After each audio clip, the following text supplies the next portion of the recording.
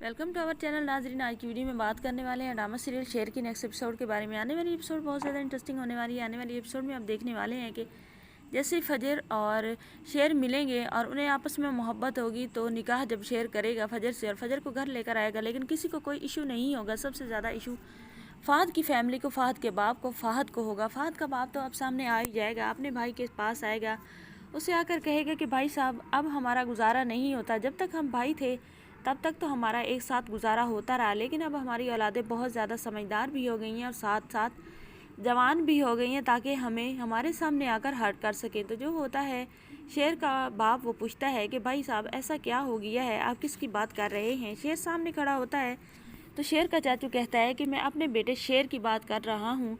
शेर नाम के साथ साथ वैसे भी हमारा बेटा शेर ही है।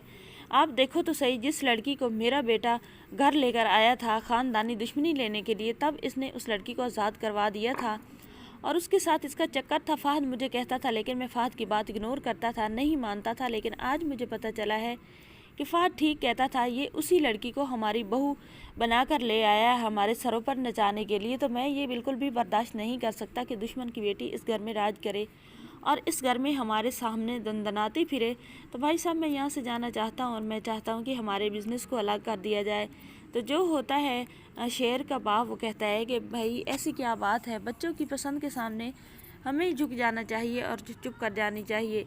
अगर हमारे शेर को ये बच्ची पसंद आ गई है तो इसमें हर्ज क्या है, वो निकाह करके लाया है और फिर हमने इस बच्ची की इज़्ज़त भी तो ख़राब की थी, जिसकी वजह से इसको घर वालों ने दर बदर कर दिया था। तो क्या हो गया कि मेरे बेटे शेर ने एक ऐसी लड़की के सर पर हाथ रखकर उसे अपनी इज़्ज़त बना लिया है।